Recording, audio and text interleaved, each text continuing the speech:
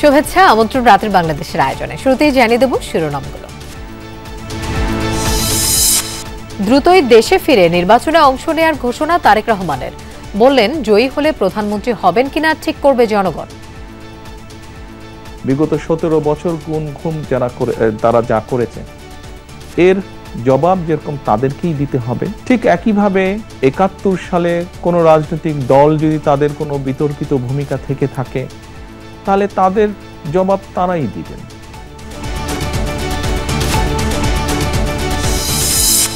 বাংলাদেশে যেই ক্ষমতায় আসুক একসঙ্গে কাজ করবে ভারত। পরীক্ষা নিরীক্ষা করছে শেখ হাসিনাকে ফেরত দেওয়ার অনুরোধ জানালেন বিক্রম মিস্ত্রি। We look forward to the earliest possible elections in Bangladesh, free, fair, participatory and inclusive elections, and we remain ready to deal with any government. আয়নার মতো স্বচ্ছ নির্বাচন আয়োজনে ইসিকে আস্থা অর্জনের পরামর্শ। লেভেল প্লেইং ফিল্ড ও এআই এর অপব্যবহার রোধে সহায়তা চাইলেন সিইসি।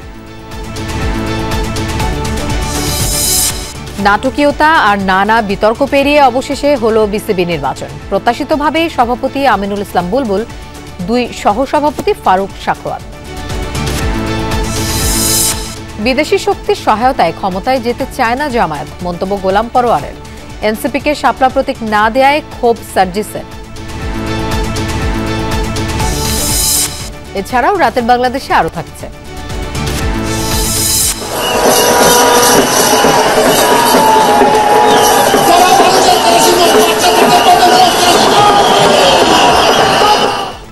প্রবারণা পূর্ণিমায় উড়ল রং বেরঙের ফানুস। বিহারে বিহারে বুদ্ধ পূজা আর পিণ্ডদান সহ নানা আচার। আত্মশুদ্ধি, সংযম অর্জন আর অকল্যাণ থেকে মুক্তি প্রার্থনা।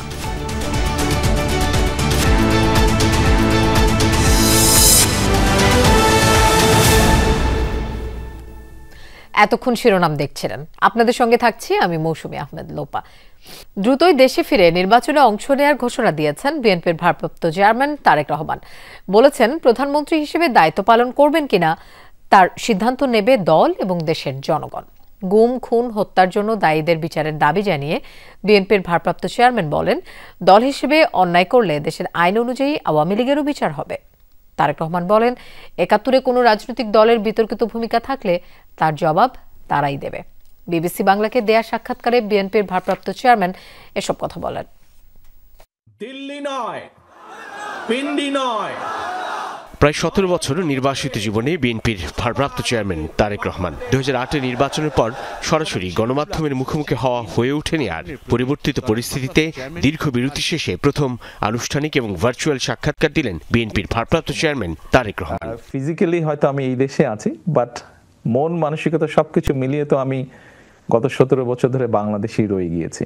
বিবিসি বাংলাকে দেয়া সেই সাক্ষাৎকারের প্রথম পর্বে উঠে আসে অতীত, বর্তমান আর ভবিষ্যতের রাজনীতি প্রসঙ্গ। নেতাকর্মী থেকে শুরু করে দেশের জনগণের বহুল আকাঙ্ক্ষিত দেশে ফেরা ঘিরে জমা প্রশ্নের জবাব দেন তারেক রহমান। উড়িয়ে দেননি নিজের নিরাপত্তা সংক্রান্ত শঙ্কার কথাও। কিছু সঙ্গত কারণে হয়তো ফিরাটা হয়ে ওঠেনি এখনো, তবে সময় তো চলে এসছে মনে হয়। ইনশাল্লাহ দ্রুতই ফিরে আসব। জনগণের সম্পৃক্ত এরকম একটি নির্বাচন হবে, সেখানে তো অবশ্যই আমি নিজেকে দূরে থাকতে পারবো না, আমাকে আসতেই হবে। স্বাভাবিকভাবেই মাঠেই ইনশাল্লাহ থাকবো আমি। আপনি নির্বাচনে অংশ নিচ্ছেন তাহলে? জি, ইনশাল্লাহ। জুলাই অভ্যুত্থানের শুরু থেকে শেষ অবধি নানাভাবে যুক্ত ছিলেন বিএনপির ভারপ্রাপ্ত চেয়ারম্যান। জানান, ভার্চুয়ালি যোগাযোগ ছিল আন্দোলনকারীদের সঙ্গে, তবে নিজেকে জুলাই অভ্যুত্থানের মাস্টার মাইন্ড হিসেবে ভাবতে নারাজ তিনি। বলেন, প্রতিটি রাজনৈতিক দল বিভিন্নভাবে অবদান রেখেছে এই আন্দোলনে, যার প্রেক্ষাপট তৈরি হয়েছে বহু বছর ধরে। এই জুলাই আন্দোলনে আমি কখনোই মাস্টার মাইন্ড হিসেবে দেখি না। শুধু কি রাজনৈতিক দলের নেতাকর্মীরাই সেদিন ছিল মাঠে? অবশ্যই নয়। এই আন্দোলন ছিল বাংলাদেশের জনগণের আন্দোলন, যারা গণতন্ত্রে বিশ্বাস করে। এই আন্দোলনের মাস্টার মাইন্ড কোনো দল, কোনো ব্যক্তি নয়। এই আন্দোলনের মাস্টার মাইন্ড বাংলাদেশের গণতান্ত্রিক জনগণ।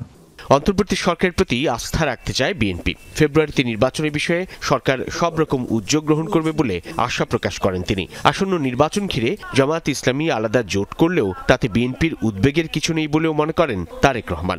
প্রতিদ্বন্দ্বিতা থাকতেই পারে, এতে উদ্বেগের কি আছে? স্বৈরাচার যেই হত্যাগুলো করেছে এর জবাব যেরকম তাদেরকেই দিতে হবে তাদেরটা, ঠিক একইভাবে ৭১ সালে কোনো রাজনৈতিক দল যদি তাদের কোনো বিতর্কিত ভূমিকা থেকে থাকে তাহলে তাদের জবাব তারাই দিবেন, ওটা তো আর আমি দিতে পারবো না। নিজের অনুপস্থিতিতে ঘর ছাড়া হওয়া ছোট ভাই আরাফাত রহমান কোকোর মৃত্যু, শারীরিক আর মানসিক নির্যাতনে বিএনপি চেয়ারপারসন খালেদা জিয়ার জীবন মৃত্যুর সন্ধিক্ষণে দাঁড়ানোর কথা তুলে ধরেন তারেক রহমান। বলেন, এ কেবল একটি পরিবারের চিত্র নয়, গোটা দেশে নিপীড়নের এমন অসংখ্য উদাহরণ রয়েছে। তাই সকল হত্যা, গুম, খুনের বিচারের দাবি জানান তিনি। এই সকল অন্যায়, এই সকল হত্যা, এই সকল নির্যাতনের জন্য যারা দায়ী, যারা এসবের হুকুম দিয়েছে, তাদের প্রত্যেকের বিচার হতে হবে। এটি প্রতিশোধের কোনো বিষয় নয়, এটি ন্যায়ের কথা, এটি আইনের কথা। দল হিসাবে তারা যদি অন্যায় করে থাকে তাহলে দেশের আইন অনুযায়ী তার বিচার হবে। বিএনপির শাসনামলে দুর্নীতিতে চ্যাম্পিয়ন হওয়ার জন্য পূর্ববর্তী আওয়ামী লীগের শাসনামলকে দায়ী করেন তারেক রহমান। বলেন, জনগণ সুযোগ দিলে আইন শৃঙ্খলা পরিস্থিতি নিয়ন্ত্রণে দল ও সরকার আলাদা ভূমিকা রাখবে। পুলিশিং তো রাজনৈতিক দলের কাজ না, পুলিশিং করার দায়িত্ব সরকারের। বিএনপি চেয়ারপারসন খালেদা জিয়ার সুস্থতার উপর তাঁর রাজনীতি কিংবা নির্বাচনে ভূমিকা রাখা নির্ভর করে বলে জানান তারেক রহমান। আর রাজনীতি কখনো উত্তরাধিকার কিংবা পরিবার কেন্দ্রিক নয়, বরং সমর্থন ঘিরে হয় বলে উল্লেখ করেন বিএনপির ভারপ্রাপ্ত চেয়ারম্যান তারেক রহমান। ওনার শারীরিক সক্ষমতা যদি অ্যালাউ করে ওনাকে, নিশ্চয়ই উনি কিছু না কিছু ভূমিকা রাখবেন। সাইফুদ্দিন রবিন, যমুনা নিউজ, ঢাকা। ওনার শারীরিক বাংলাদেশের নির্বাচনে যেই ক্ষমতায় আসুক তার সঙ্গেই কাজ করবে দিল্লি, এমনটা জানিয়ে ভারতের পররাষ্ট্র সচিব বিক্রম মিস্ত্রি বলেছেন, অংশগ্রহণমূলক নির্বাচন কেমন হবে তা ঠিক করতে হবে বাংলাদেশের জনগণ ও সুশীল সমাজকে। দিল্লিতে ডিক্যাপ সদস্যদের সাথে মত বিনিময় অনুষ্ঠানে বিক্রম মিস্ত্রি জানান, শেখ হাসিনাকে ফেরত চেয়ে বাংলাদেশের অনুরোধের বিষয়টি পরীক্ষা নিরীক্ষা করছে ভারত। পারস্পরিক সৌহার্দ্য বিনিময়ের লক্ষ্যে ভারত সফরে রয়েছে diplomatic correspondent association of Bangladesh ডিক্যাপ সদস্যদের একটি প্রতিনিধি দল। সোমবার সকালে দিল্লি সাউথ ব্লকে দেশটির পররাষ্ট্র সচিব বিক্রম মিস্ত্রির সঙ্গে মতবিনিময় করেন তারা। You will have a very satisfying and fruitful visit to India. মতবিনিময়ে উঠে আসে বাংলাদেশ ভারত সম্পর্কের প্রসঙ্গ। দুই দেশের পারস্পরিক সম্পর্ক নিয়ে ভারতের অবস্থান তুলে ধরেন দেশটির পররাষ্ট্র সচিব। আসন্ন জাতীয় সংসদ নির্বাচন নিয়েও কথা বলেন বিক্রম মিস্ত্রি। জানান, যারাই নির্বাচিত হয়ে ক্ষমতা আসবে তাদের সঙ্গে কাজ করবে Bharat. We look forward to the earliest possible elections in Bangladesh, free, fair, participatory and inclusive elections, and we remain ready to deal with any government that emerges from these elections with a popular mandate. Vikram মিস্ত্রি বলেন, বাংলাদেশের মানুষ তাদের গণতান্ত্রিক অধিকার অনুযায়ী পছন্দের সরকার নির্বাচন করুক, সেটাই প্রত্যাশা করে Bharat. We are only in favor of early elections in Bangladesh for an opportunity for the people of Bangladesh to express themselves, to give their mandate to a popularly elected government. We will deal with that government. We are prepared to deal with that government. Sheikh হাসিনাকে ফেরত চেয়ে বাংলাদেশের অনুরোধের বিষয় নিয়েও কথা বলেন ভারতের পররাষ্ট্র সচিব। This is a judicial and legal process. It requires engagement and consultations between the two governments. We are examining this issue and we look forward to working together with the Bangladesh authorities.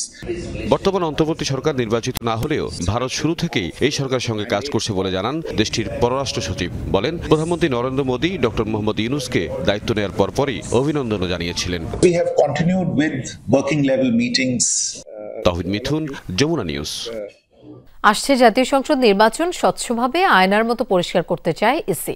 নির্বাচন commission বিশ্বকে দেখাতে চায় ভোটে কোনো লুকোছাপা হচ্ছে না, বলেছেন সিসিএমএম নাসির উদ্দিন।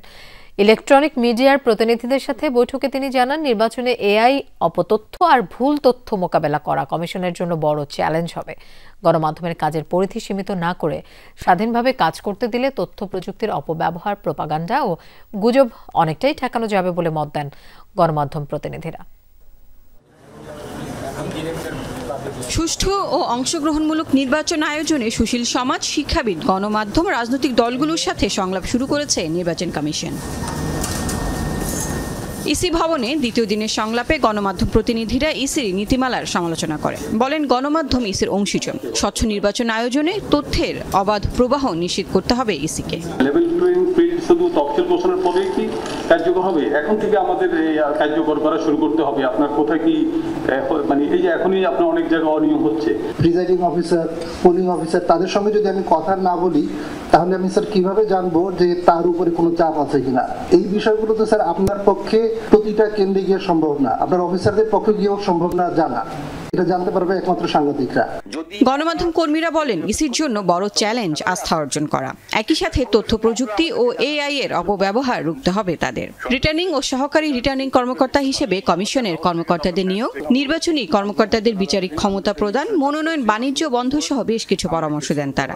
স্বচ্ছতার কথা বলুক, আইনের কথা বলুক, এইটা দিয়ে নিজেকে যতই এর মধ্যে রাখুক, মাঠটা কিন্তু আপনার কন্ট্রোল করা আমার মনে হয় ভীষণ ভীষণ কঠিন।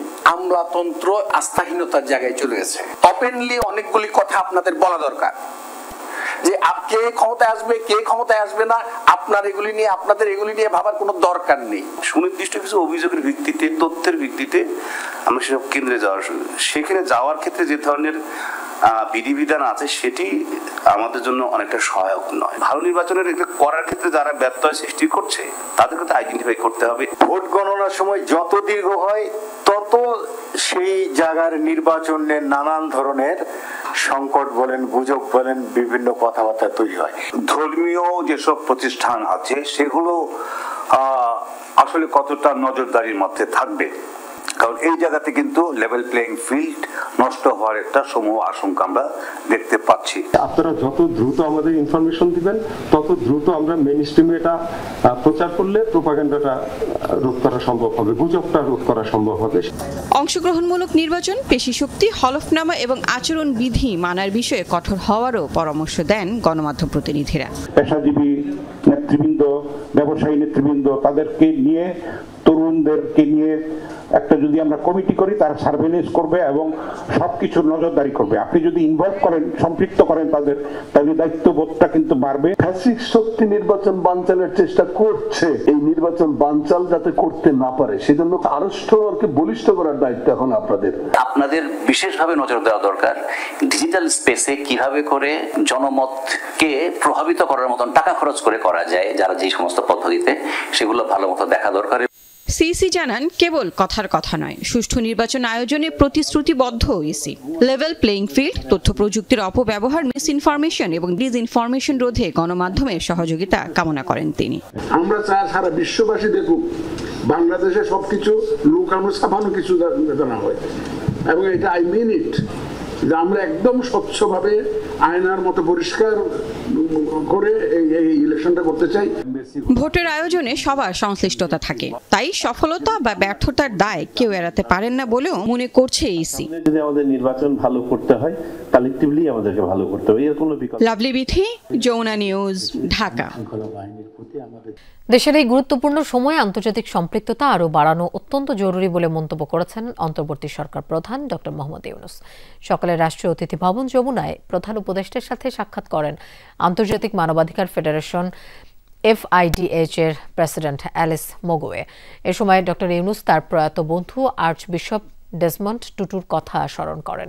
মোগোয়ে গাজার মানুষের পাশে দাঁড়াতে FIDH এর চলমান প্রচেষ্টার কথা তুলে ধরেন এবং অধ্যাপক ইউনূসের অবিচল সংহতির প্রশংসা করেন।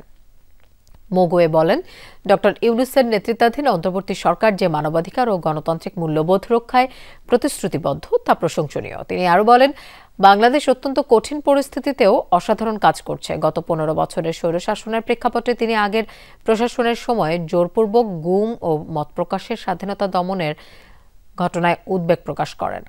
দুই নেতা বাংলাদেশের মানবাধিকার পরিস্থিতি ও বৈশ্বিক মানবাধিকার ইস্যু নিয়ে বিস্তৃত আলোচনা করেন। জামায়াতে ইসলামের ব্যাপারে বহির্বিশ্বের আগ্রহ বাড়লেও বিদেশি কোনো শক্তির হাত ধরে ক্ষমতায় যেতে চায় না দল। এই মন্তব্য করেছেন জামায়াতের সেক্রেটারি জেনারেল অধ্যাপক মিয়া গোলাম পরওয়ার। বিকেলে জামায়াতে আমির ডাক্তার শফিকুর রহমানের বসুন্ধরার বাসভবনে বৈঠক করেন বাংলাদেশের সফররত তুরস্কের উপ পররাষ্ট্রমন্ত্রী এবেরিস আকিনজি। বৈঠক পরবর্তী সংবাদ সম্মেলন করেন গোলাম পরওয়ার। তিনি জানান, সব রাজনৈতিক দল সংস্কারের বিষয়ে একমত হলে দেশে সুষ্ঠু নির্বাচন সম্ভব বলে তুরস্কের উপপররাষ্ট্রমন্ত্রীকে জানিয়েছেন জামায়াতে আমির। বৈঠকে ফিলিস্তিন ও রোহিঙ্গা ইস্যুতে তুরস্ক প্রেসিডেন্টের ভূমিকার প্রশংসা করেন ডক্টর শফিক। তিনি বলেন, বাংলাদেশ ও তুরস্কের মেডিকেল এবং শিক্ষাক্ষেত্রে যৌথভাবে কাজ করার সুযোগ রয়েছে। জামায়াতে নিবন্ধন ফিরে পাওয়া ও নির্বাচনে অংশ নেওয়ার সুযোগ তৈরি হওয়ায় অভিনন্দন জানান এবেরেস আকিনজি।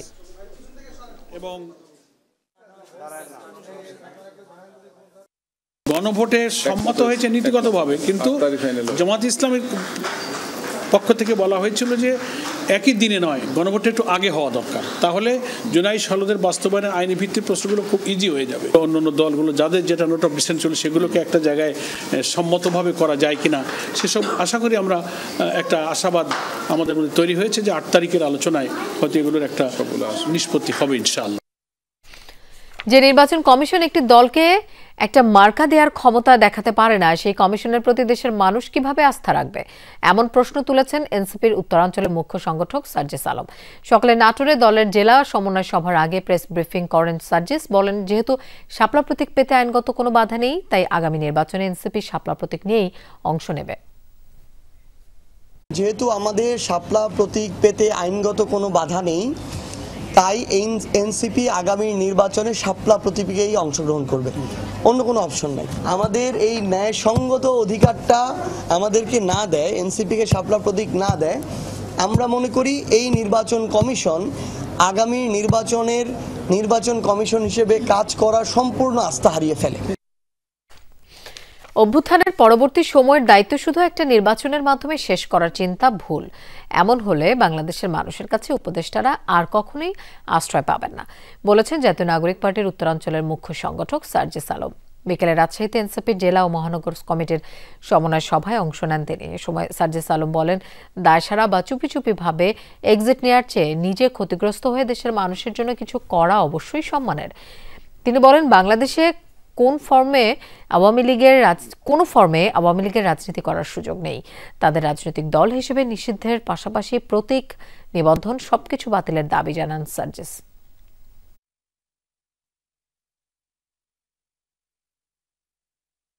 আমাদের যারা উপদেষ্টারা আছেন তারা হয়তো ভাবছেন যে এখন তাদের পক্ষে হয়তো বা আবার ওই বোল্ড হয়ে যে সিদ্ধান্তটা নেওয়া দরকার ওইটা করা সম্ভব নয়। এই জন্য তারা কিভাবে সসম্মানে এখান থেকে একটা নির্বাচনের মধ্যে দিয়ে যেতে পারেন হয়তো এই চিন্তা করছেন, কিন্তু ব্যাপারটা হচ্ছে নির্বাচন দিয়ে দিলে সম্মান বেঁচে যাবে এই চিন্তা যেন তারা না করে। কারণ এত বড় একটা অভ্যুত্থানের দায়িত্ব, এত শহীদার রক্তের দায়িত্ব শুধু একটা নির্বাচন দিয়ে যদি তারা শেষ করে এক্সিট নিতে চায়, আমরা বলি বাংলাদেশের মানুষের কাছে তারা আর কোনোদিন আশ্রয় পাবে না। নাটকীয়তা, বিতর্ক ও আইনি জটিলতা শেষে অনুষ্ঠিত হলো বিসিবি নির্বাচন। গঠিত হলো 25 সদস্যের নতুন পরিচালনা পরিষদ। প্রত্যাশিতভাবে নির্বাচিত হয়েছেন আমিনুল ইসলাম, ফারুক আহমেদ। ক্যাটাগরি 3-এ 35-7 ভোটের ব্যবধানে দেবব্রত পালকে হারিয়েছেন খালেদ মাসুদ পাইলট। তামিমবিহীন বিসিবি নির্বাচন ছিল অনেকটা সাজানো গোছানো। সেই নির্বাচনের আনুষ্ঠানিকতা শুরু সকাল 10টায়। বিকেল 4টা পর্যন্ত চলে 23 পরিচালক নির্বাচনের ভোট গ্রহণ, যার মধ্যে 8 জন আবার বিনা প্রতিদ্বন্দ্বিতায় জিতে গিয়েছিলেন আগেই।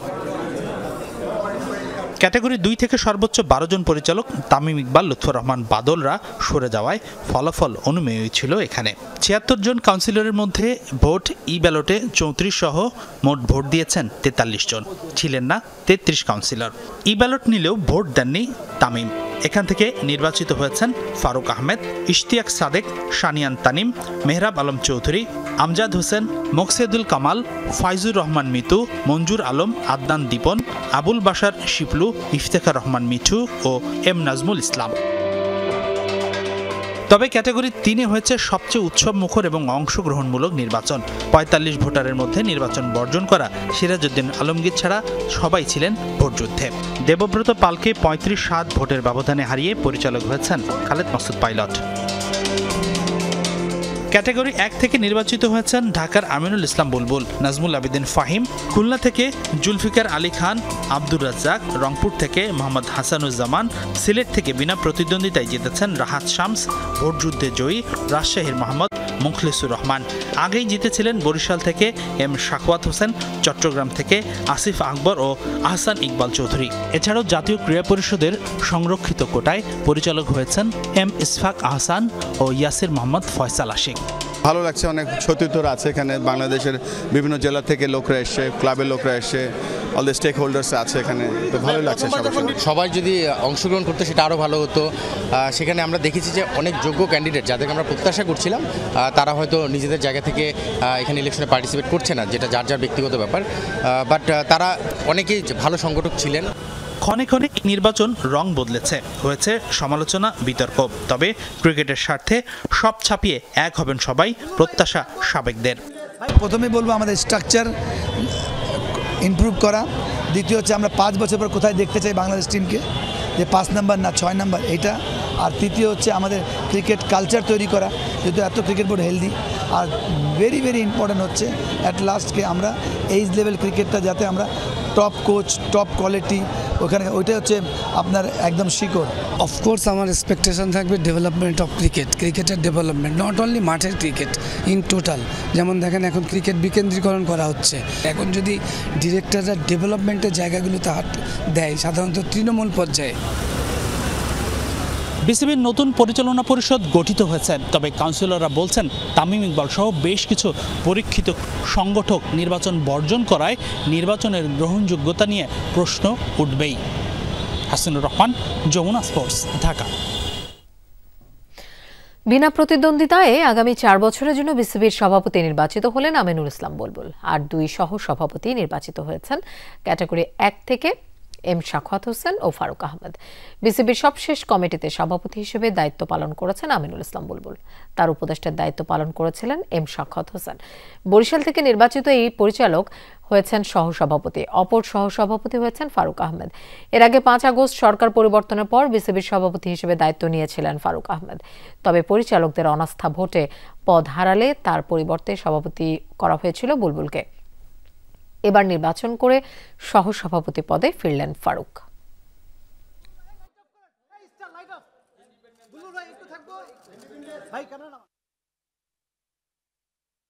ক্ষমতাচ্যুত প্রধানমন্ত্রী শেখ হাসিনার পরিবার সহ 11 শিল্প গ্রুপের পাচার হওয়া অর্থ ফেরানোর উদ্যোগ নিয়েছে বাংলাদেশ ব্যাংক।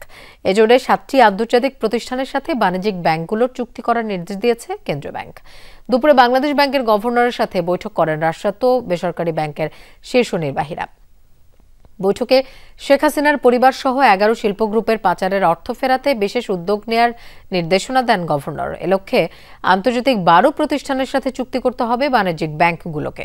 পাচারকৃত অর্থ উদ্ধারে গঠিত টাস্কফোর্স ব্যাংকগুলোর সাথে সমন্বয় করবে। অর্থ পাচারে অভিযুক্ত গ্রুপের মধ্যে রয়েছে আরামিট, এস আলম, বেক্সিমকো, নাসা গ্রুপ।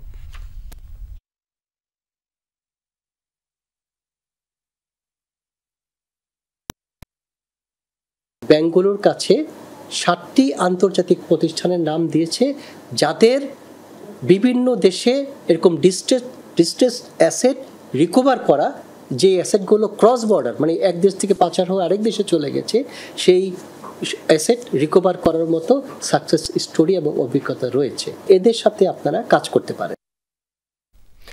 আওয়ামী লীগ শাসনামলে দেশজুড়ে গুমের ধারাবাহিক ঘটনায় আন্তর্জাতিক অপরাধ ট্রাইব্যুনালে জমা পড়েছে একাধিক অভিযোগ। চিফ প্রসিকিউটর জানিয়েছেন, এই সপ্তাহেই দাখিল হবে কয়েকটি গুম মামলার তদন্ত প্রতিবেদন। তিনি জানান, গুমের মামলাগুলোতে শেখ হাসিনা, জিয়াউল আহসান সহ একাধিক প্রভাবশালী ব্যক্তির নাম রয়েছে। এদিকে জুলাই হত্যাযজ্ঞ মামলায় মাহবুবুল আলম হানিফ সহ 4 জনের বিরুদ্ধে অভিযোগ আমলে নিয়ে গ্রেফতারি পরোয়ানা জারি করেছেন ট্রাইব্যুনাল। পলাতক থাকায় আদালত তাদের বিরুদ্ধে পরোয়ানা জারি করে আগামী 14 অক্টোবরের মধ্যে হাজিরের নির্দেশ দেন।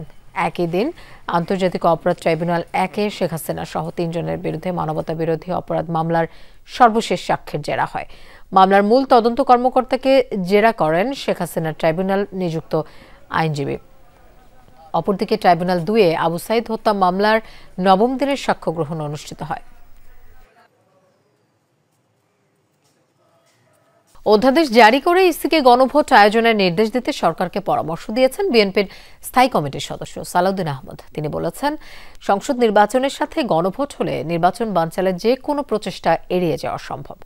এছাড়া সমমনা দলের নেতারা বলেছেন, গণভোট নিয়ে বিএনপির ছাড় দেওয়ার মানসিকতা রাজনীতিতে বিশ্বাসের ব্যবধান কমিয়েছে।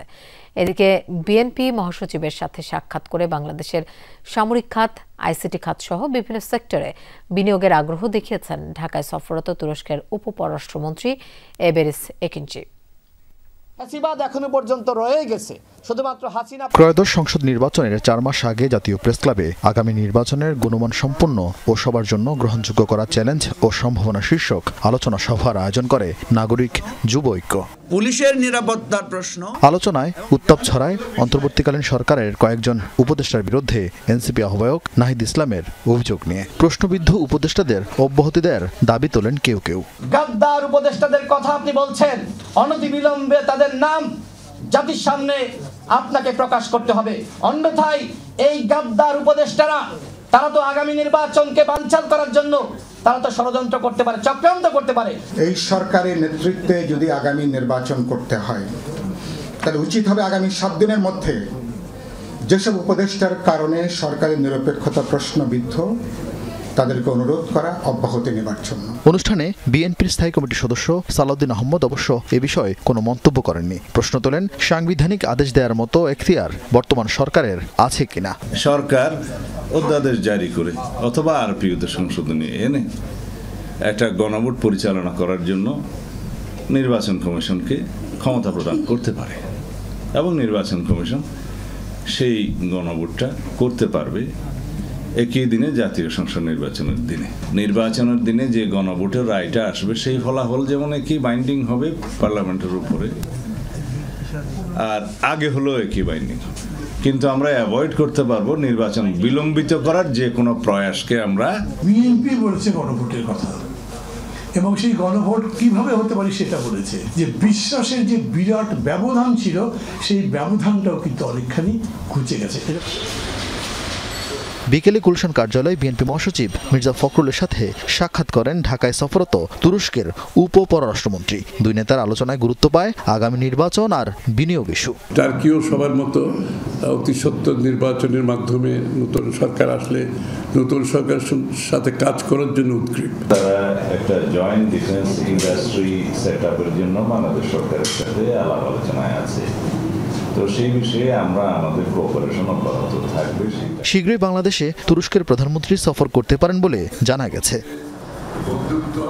আরেফিন শাকিল, যমুনা নিউজ, ঢাকা। তিস্তার পানিতে আবারও প্লাবিত লালমনিরহাট ও রংপুরের নিম্নাঞ্চল। পানিবন্দী হয়ে পড়েছে অন্তত 40,000 পরিবার। পানি উন্নয়ন বোর্ড জানায়, টানা বৃষ্টি আর উজানের ঢলে ডালিয়া ব্যারেজ পয়েন্টে বিপদসীমার 10 সেন্টিমিটার উপর দিয়ে বইছে তিস্তার পানি। পানি কিছুটা কমলেও ব্যারেজের ভাটিতে থাকা লালমনিরহাটের হাতিবান্ধা, কালীগঞ্জ, আদিতবাড়ি ও সদরের নিচু এলাকা তলিয়ে আছে। 12টি ইউনিয়নের অন্তত 20,000 পরিবার পানিবন্দী হয়ে পড়েছে। ভোগান্তিতে পড়েছেন বাসিন্দারা। বানের জলে তলিয়েছে ফসলের ক্ষেত।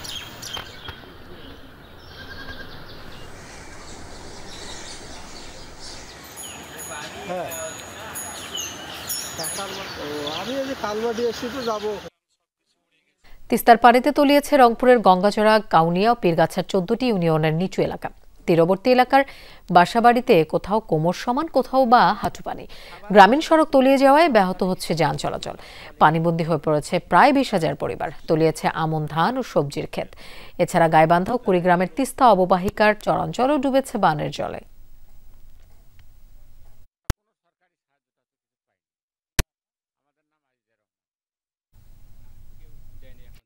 গাছ থেকে ডাব পাড়াকে কেন্দ্র করে গোপালগঞ্জের টুঙ্গিপাড়ায় 2 গ্রামের লোকজনের সংঘর্ষে আহত হয়েছেন অন্তত 15 জন। সোমবার বিকেল থেকে উপজেলার শ্রীরামকান্দি ও গহরডাঙ্গা এলাকাবাসীর মধ্যে দফায় দফায় সংঘর্ষ হয়। স্থানীয়রা জানায়, শ্রীরামকান্দি গ্রামের রোহান ও গহরডাঙ্গার সুমন খানের মধ্যে গাছের ডাব পাড়া নিয়ে ঝগড়া বাঁধে। এক পর্যায়ে মারামারিতে জড়ায় 2 জন। বিষয়টি জানাজানি হলে 2 গ্রামের লোকজন দেশীয় অস্ত্র নিয়ে সংঘর্ষে জড়ায়। আহত হয় উভয় পক্ষের 15 জন। 2 জনের অবস্থা আশঙ্কাজনক হওয়ায় গোপালগঞ্জ জেনারেল হাসপাতালে পাঠানো হয়েছে। বাকিদের টুঙ্গিপাড়ার স্বাস্থ্য কমপ্লেক্সে চিকিৎসা দেওয়া হচ্ছে। পরিস্থিতি নিয়ন্ত্রণে এলাকায় অতিরিক্ত পুলিশ মোতায়েন করা হয়েছে। রাজধানীর অন্যতম ব্যস্ত সড়ক প্রগতি সরণি। তবে কয়েক সপ্তাহ ধরে নতুন অবকাঠামো নির্মাণের অজুহাতে বর্জ্য ব্যবস্থাপনা কেন্দ্র বন্ধ করে রাস্তাতেই ফেলা হচ্ছে ময়লা। আশপাশের প্রতিষ্ঠান ও চলাচলে দুর্ভোগে মানববন্ধন করেছে এলাকাবাসী। কাপড়ে মুখ ঢেকে দুর্গন্ধ এড়ানোর চেষ্টা, উপায় নেই ফুটপাতে চলাচলের। রাজধানীর ব্যস্ততম প্রগতি সরণির নতুন বাজার অংশে রাস্তার অর্ধেকটা দখল করে ফেলা হচ্ছে ময়লা আবর্জনা।